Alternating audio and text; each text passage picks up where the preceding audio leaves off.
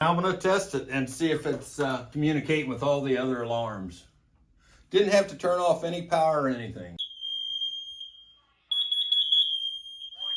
carbon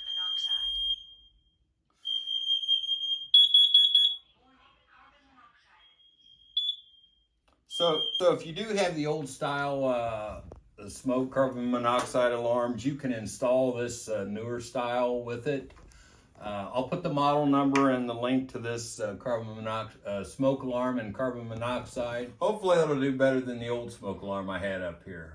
It was supposed to last 10 years and they were junk. So remember, this is Fix It John. I hope this video helped. If you like this video, give me a thumbs up. Thanks for watching. Bye-bye. Moving on to the next project.